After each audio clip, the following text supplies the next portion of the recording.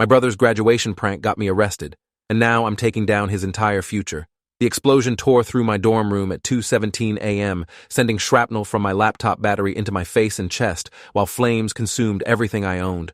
Campus security found me unconscious in the hallway, my skin charred and my scholarship acceptance letters burning on my desk. What they didn't know was that my brother Ethan had replaced my laptop charger with a modified device designed to overload the battery and cause a catastrophic explosion. The bomb squad would later confirm that someone had rewired the charging circuit with military-grade components, turning my study equipment into a weapon timed to detonate while I slept. I had been valedictorian with full scholarships to Harvard, MIT, and Stanford, while Ethan barely graduated with a 2.1 GPA and no college prospects. Our parents had spent our entire childhood comparing us, celebrating his football touchdowns while dismissing my academic achievements as expected rather than extraordinary. The night before the explosion, I had overheard them discussing how unfair it was that I got all the opportunities while Ethan got nothing, despite his trying just as hard in his own way. They never acknowledged that I spent every night studying while he partied, never recognized that my success came from sacrifice, while his failures came from laziness. The burns covered 30% of my body, with third-degree damage to my hands and face that would require years of reconstructive surgery. Dr. Elizabeth Chen at the burn unit explained that the explosion had been designed to cause maximum disfigurement, targeting areas that would destroy my appearance and manual dexterity permanently. The shrapnel pattern suggested someone with knowledge of explosive devices had carefully positioned the laptop to ensure the blast would hit me regardless of where I was sleeping. This wasn't random violence disguised as an accident. This was attempted murder crafted by someone who understood both my study habits and bomb-making techniques. Ethan arrived at the hospital within hours, playing the devastated brother role with Academy Award precision. He brought flowers and got well cards from classmates, held Mom's hand while she cried, and asked detailed questions about my injuries and treatment timeline. The nurses praised his devotion, not knowing he had caused the explosion through months of planning and preparation. He even took photos of my bandaged body, claiming he wanted to document my recovery progress, though I would later discover he was actually sharing these images with friends as proof of his successful revenge. The FBI investigation began when the bomb squad's analysis revealed the sophisticated nature of the device used in the explosion. Agent Patricia Williams specialized in domestic terrorism cases involving improvised explosive devices, and she immediately recognized the advanced techniques used in my laptop charger modification. The bomber had demonstrated knowledge of electronics, military explosives, and timing mechanisms that suggested either professional training or extensive research into bomb-making techniques. This level of sophistication meant the attack was planned months in advance by someone with significant technical knowledge. Detective Robert Cross handled the local investigation, focusing on who had access to my room and knowledge of my study schedule. The explosion had occurred precisely when I would normally be sleeping after late-night study sessions, suggesting intimate familiarity with my routines. Security footage showed that my dorm room had been accessed multiple times over the past month using my keycard, though I had never lent it to anyone. Someone had either stolen my card or created a duplicate, gaining repeated access to install and modify the explosive device. My recovery was complicated by infections that developed in my burn wounds, requiring multiple surgeries and skin grafts that would leave permanent scarring. Harvard Medical School placed my acceptance on hold indefinitely, explaining that the hand injuries might prevent me from developing the fine motor skills required for surgery. MIT and Stanford expressed similar concerns about my ability to handle laboratory work with my damaged fingers. The attack had been precisely calculated to destroy not just my body, but my future career prospects in fields requiring manual dexterity. Physical therapy sessions with Dr. Margaret Singh focused on rebuilding strength and mobility in my burned hands, though she warned that I would never regain full function. Simple tasks like writing or typing had become painful struggles that left my fingers cramping and bleeding. The psychological trauma was equally devastating, with nightmares about explosions and panic attacks triggered by electronic devices. Sleep became impossible without sedatives, and concentration was so impaired that reading basic texts required enormous effort. Ethan's behavior during my hospitalization began attracting attention from medical staff who noticed his unusual questions about my treatment. Nurse Jennifer Morrison documented that he asked specific questions about skin graft procedures, infection rates, and recovery timelines that seemed more clinical than emotional. He appeared disappointed when doctors expressed optimism about my healing progress, an odd reaction for a family member. Most disturbing was his interest in my pain management, asking detailed questions about medication schedules and effectiveness that suggested something beyond brotherly concern. The breakthrough in Agent Williams' investigation came from analyzing my laptop's hard drive, which had partially survived the explosion. Digital forensics revealed that someone had been accessing my computer remotely for months, monitoring my study habits and email communications. The remote access software had been professionally installed, suggesting someone with advanced technical skills had been surveilling me extensively before the attack. This digital evidence proved that the bomber had intimate knowledge of my daily routines and academic schedule. Financial records revealed that Ethan had been purchasing electronic components and chemical supplies using cash to avoid creating digital trails. Store security cameras captured him buying battery modification equipment from different electronics stores across 3 states, carefully spreading his purchases to avoid suspicion. The FBI traced his movements through credit card records and cell phone data, creating a timeline that showed months of preparation for the attack. His online search history revealed extensive research into bomb-making techniques, burn injury treatment, and college admission policies for disabled students. My parents struggled to process the mounting evidence against their golden child, hiring an expensive defense attorney named Marcus Sheffield, who immediately began attacking the investigation. Sheffield argued that the electronic evidence could have been planted by hackers, and that Ethan's purchases were for legitimate school projects rather than bomb construction. He suggested that someone else had framed Ethan by using his identity to purchase explosive materials, despite the overwhelming video evidence of him making the purchases personally. The arrest occurred at Ethan's part-time job at a local electronics repair shop, where additional evidence was discovered in his workspace. FBI agents found detailed schematics for laptop bomb construction, chemical compounds used in explosive devices, and photographs of my dorm room taken from multiple angles to plan the attack placement. His employer, shocked by the discovery, revealed that Ethan had been asking unusual questions about battery chemistry and electrical modifications that now made sense in light of the bombing evidence. Agent Williams's testimony before the grand jury detailed the sophisticated nature of the attack and the months of planning involved. She explained that the laptop bomb had been designed specifically to cause maximum injury while appearing to be an accidental battery failure. The technical knowledge required to modify the charging circuit and timer mechanism indicated either military training or extensive self-education in explosive devices. The digital surveillance evidence proved that Ethan had been monitoring my activities for months before executing the attack. The grand jury indicted Ethan on federal terrorism charges, attempted murder, and conspiracy to commit murder using explosive devices. The terrorism charges were particularly significant because they involved premeditation and the use of weapons of mass destruction, even on a small scale. Federal prosecutors explained that domestic attacks using explosive devices carried enhanced penalties under anti-terrorism statutes, potentially resulting in life sentences without parole. Ethan's bond was denied due to the danger he posed to public safety and the sophistication of his weapons knowledge. My civil lawsuit against Ethan, his employer who had provided access to bomb-making materials, and the university whose security failures had enabled the attack sought damages exceeding $5 million. Attorney Lisa Torres calculated that my lifetime earning potential had been permanently destroyed by the injuries and trauma, requiring compensation for lost medical school opportunities and alternative career paths. The lawsuit also sought punitive damages to send a message about the consequences of domestic terrorism and family violence. Community reaction was intense and divided once news of the charges became public. Local media struggled to reconcile the image of a quiet, underachieving student with evidence that he had constructed sophisticated explosive devices to murder his own brother. Ethan's former classmates expressed disbelief, describing him as someone who had never shown interest in violence or advanced technical subjects. The contrast between his public persona and his secret bomb-making activities created widespread fear about hidden dangers in seemingly normal families. The federal trial began 14 months after the attack, by which time I had undergone 7 reconstructive surgeries and was still facing years of additional procedures. The prosecution team, led by Assistant U.S. Attorney Diana Martinez, presented overwhelming evidence of premeditation and technical sophistication. Security footage, financial records, digital evidence, and expert testimony created a comprehensive picture of someone who had spent almost a year planning his brother's murder using advanced explosive devices.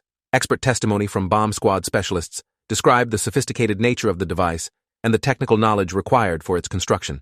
Lieutenant Colonel James Park, a military explosives expert, explained that the laptop modification required understanding of electronics, chemistry, and timing mechanisms typically learned through specialized training.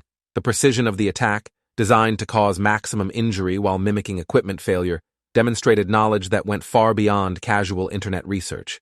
Dr. Chen testified about my injuries and the long-term consequences for my health and career prospects. She described the extent of my burns, the complications from infections, and the permanent limitations I would face due to nerve damage and scarring. Medical photographs showing my injuries were so graphic that several jurors had to look away, while my parents sobbed in the gallery. The visual evidence of Ethan's brutality was overwhelming for everyone in the courtroom. My testimony lasted 2 full days, during which I described my relationship with Ethan, my academic achievements, and the night of the explosion. When I removed my gloves to show the jury my scarred and limited hands, the emotional impact was devastating. I explained how the attack had destroyed not just my body, but my dreams of becoming a surgeon, forcing me to rebuild my entire life around permanent disabilities. The contrast between my calm testimony and my visible injuries highlighted the magnitude of what my brother had done. Digital forensics expert Dr. Sarah Kim presented evidence from my laptop and Ethan's online activities, that proved months of surveillance and planning. She showed the jury how Ethan had monitored my study schedule, accessed my email accounts, and researched my college plans to maximize the damage from his attack. The digital evidence included photographs he had taken of my room to plan bomb placement, and research into my class schedules to ensure I would be present during the explosion. Ethan's defense team attempted to portray him as a troubled young man who had been overshadowed by his successful older brother throughout his childhood. Character witnesses testified about his learning disabilities and the pressure he felt competing with my achievements. His attorney argued that any bomb-making research was purely theoretical, and that someone else must have constructed and planted the device. The defense strategy relied heavily on creating reasonable doubt about his technical abilities and access to explosive materials. The prosecution's rebuttal demolished the defense's technical incompetence argument by presenting evidence of Ethan's secret interests in electronics and chemistry. His employer testified that Ethan had demonstrated advanced knowledge of battery chemistry and electrical systems during his work at the repair shop. Online purchase records showed he had bought textbooks on explosive devices and electronics modification, despite his claims of having no interest in such subjects. Jury selection for the penalty phase took 3 days, as attorneys screened potential jurors for their views on domestic terrorism and family violence. The prosecution sought jurors who would consider the full impact of Ethan's attack on both me personally and the broader community's sense of security. The defense looked for jurors who might be sympathetic to a young man whose life had been destroyed by sibling rivalry and family pressure.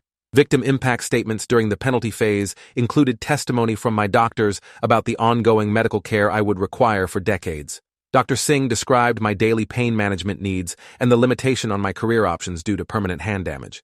The financial cost of my medical treatment was projected to exceed $2 million over my lifetime, money that would strain my family's resources even with insurance coverage. My parents' testimony during the penalty phase was emotionally devastating as they struggled to balance their love for both sons.